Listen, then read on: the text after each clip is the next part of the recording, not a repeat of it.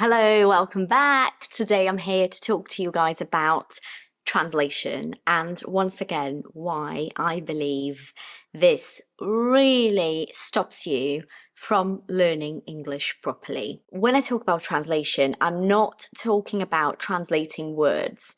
You're going to translate words most of the time, that's okay.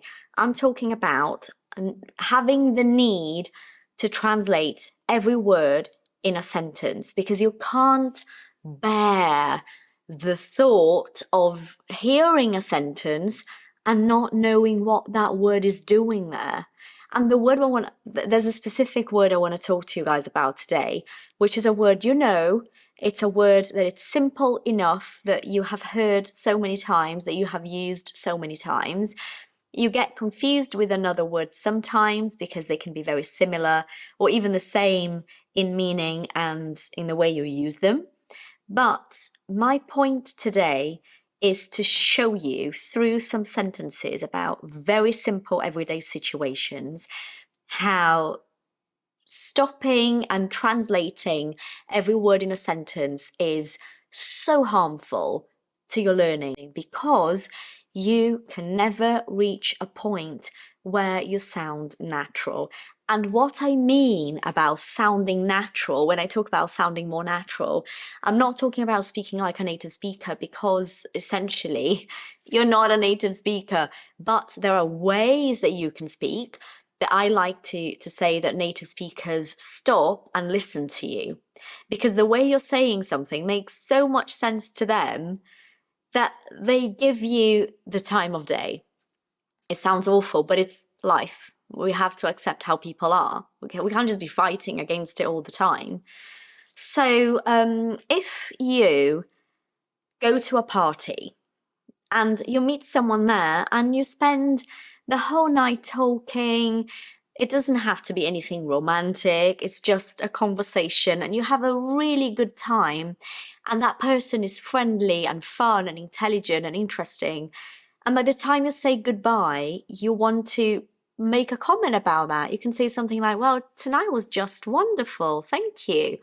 When you look at just in that sentence, tonight was just wonderful, thank you.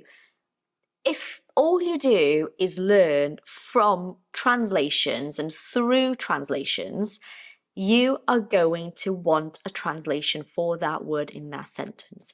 And there isn't one. The purpose, the role of the word just in sentences like this, which are very used all the time in so many situations, is not there. The purpose is not to give you a meaning for a word at all. The purpose is to bring feeling to your sentence. And basically, in English, that's how they say stuff a lot of the time.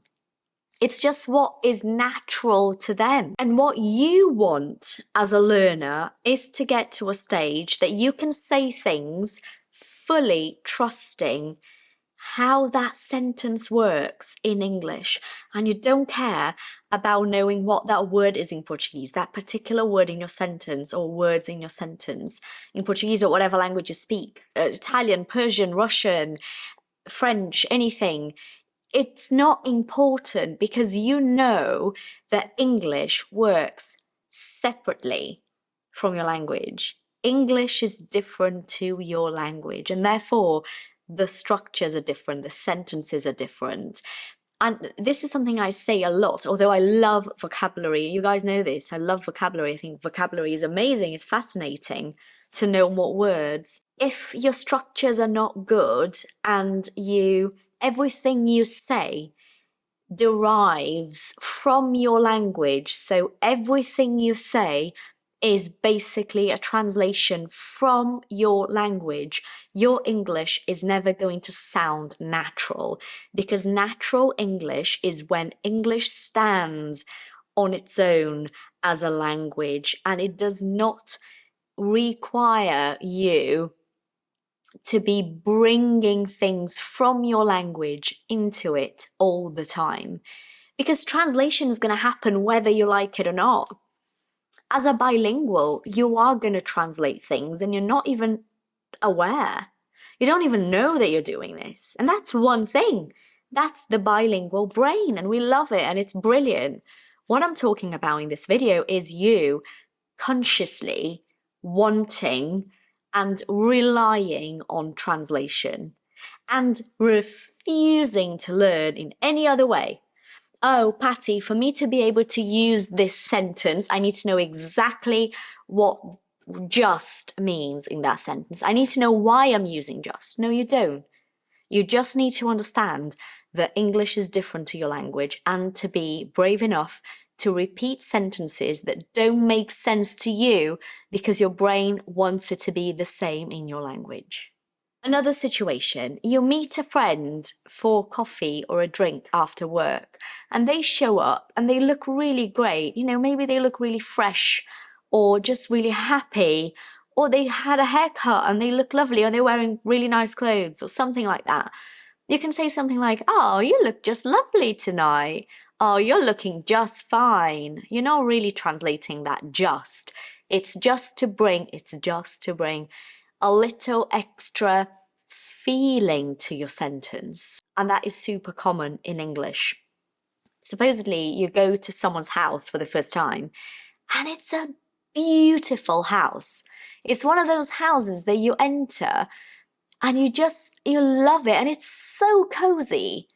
It's so cozy. It's so inviting. I went to a house like this the other day. It was my friend's house, and I'd been there for the first time, and it was so cozy, beautiful, absolutely stunning house, but just so cozy.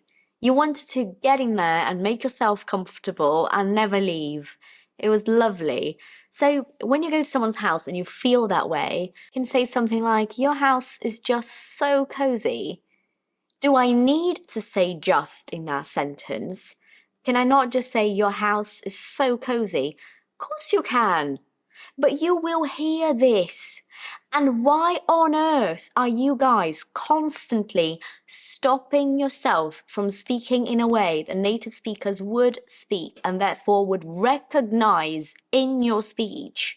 Because you want to hold on to the structure of language that you know so badly that you can't bear saying stuff in a way that is new, in a way that is just completely different to what you know.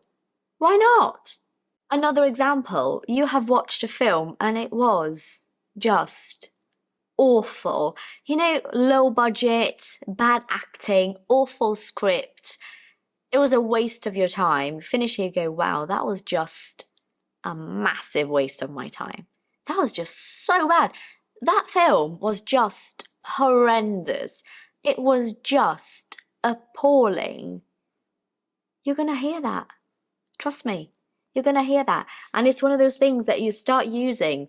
And you're not using this all the time with everything you say. No, of course not. But it's something that you can use easily.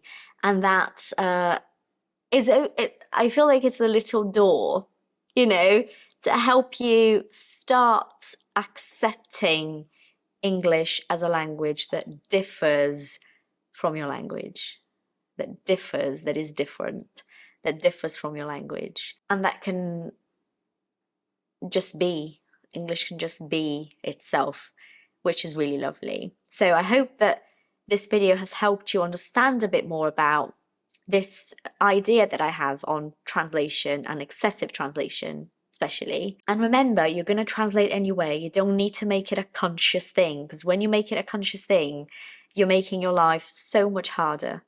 And the ultimate goal for most people is what? Fluency, finding their voice, so feeling like yourself in English, and being confident. And those three things, which are so key and we all want, cannot be achieved if you're learning through translation.